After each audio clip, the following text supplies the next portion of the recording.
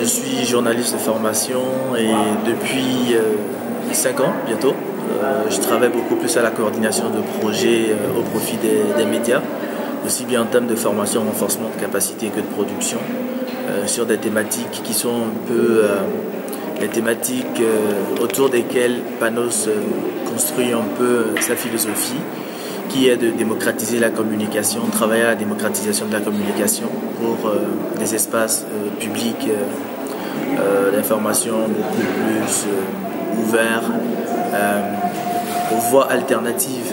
Flamme d'Afrique, c'est une production qui a commencé depuis les années 2001 et c'était vraiment un contenu qu'on voulait alternatif.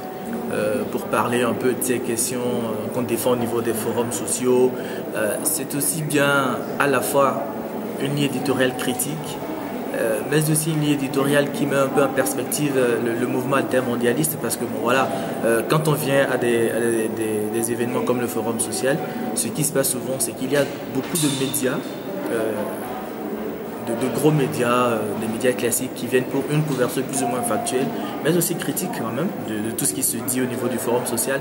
Mais en même temps, toutes les organisations de la société civile qui viennent au forum social ont envie de s'exprimer, de partager leur point de vue, de diffuser un peu une information autour de leur conception du monde, de l'autre monde dont on parle justement au forum social.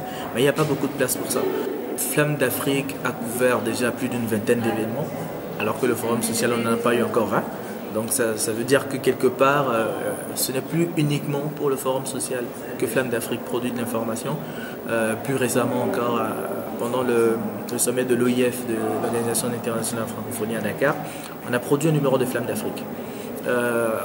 Juste après, on a fait un numéro sur les femmes, à l'occasion de la journée internationale de la femme, le 8 mars. On le fait régulièrement. Pendant le sommet de la Terre à Rio de Janeiro, je crois qu'il y a 2-3 ans déjà, on a fait aussi un numéro de Flamme d'Afrique. On était au sommet de Durban. Donc il y a autant d'événements internationaux où on a toujours envie de donner un peu la place à l'information alternative, aux organisations de la société civile qui nous intéressent surtout, mais en même temps on reste très critique par rapport à ce que ces organisations font aussi. Donc c'est un peu ça le style Flamme d'Afrique. On n'est pas très... on n'est peut-être pas très orthodoxe avec les organisations de la société civile, parce que bon, ce qu'on recherche aussi, ce n'est pas juste de faire de la propagande ou bien de la promotion pour ce qui se dit, mais aussi d'un point de vue assez critique de l'information, parce que ceux qui produisent Flamme d'Afrique, c'est des journalistes. Et lorsque Flamme d'Afrique arrive au forum social, on vient avec une équipe. Ok, certes, mais en même temps, sur place, lorsqu'on a des gens qui veulent collaborer avec Flamme d'Afrique, on ouvre la perspective et puis voilà, on accueille des gens. C'est ça qui fait qu'on a la possibilité de produire en plusieurs langues à la fois. Le plus important pour nous, c'est juste d'avoir des gens qui comprennent rapidement la ligne éditoriale et comprennent comment on produit, et puis après, bon, il n'y a pas de souci. On commence à travailler ensemble. Pour cette édition 2015, on a à peu près 8 nationalités au sein de l'équipe. Parce que Flamme d'Afrique produit en 3 langues normalement. Enfin, on n'a pas de limite en réalité. En fonction de l'équipe que nous avons, nous pouvons aller jusqu'à 4 langues s'il le faut. Ce qu'on fait, c'est quoi?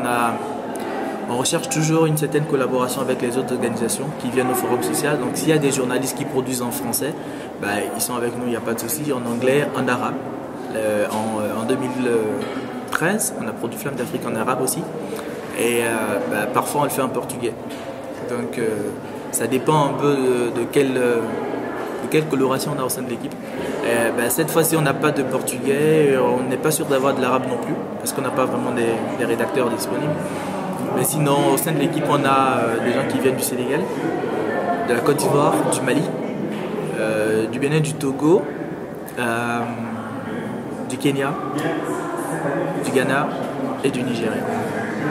Au Sénégal, sur le plan des médias, ce que je pense, c'est que la presse sénégalaise a beaucoup évolué, c'est vrai. Mais on sent depuis quelques années le développement d'une presse un peu trop facile. Oui, facile, qui se vend très peu cher et qui aussi ne vend pas forcément de la qualité.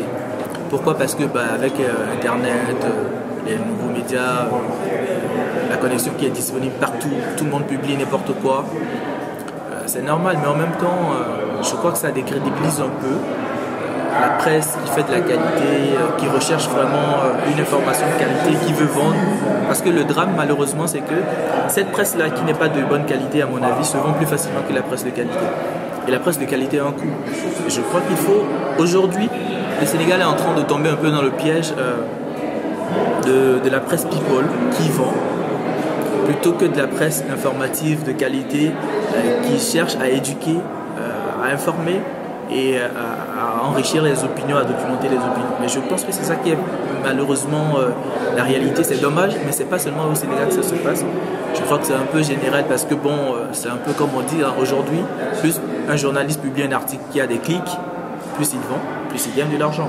Donc on est totalement dans la logique économique de la presse aujourd'hui où on ne cherche plus forcément de la qualité. Ce qu'on recherche, c'est quoi? Est-ce que je vends? Oui, j'ai vendu, donc tout va bien. Et je crois qu'au Sénégal, c'est pas une exception.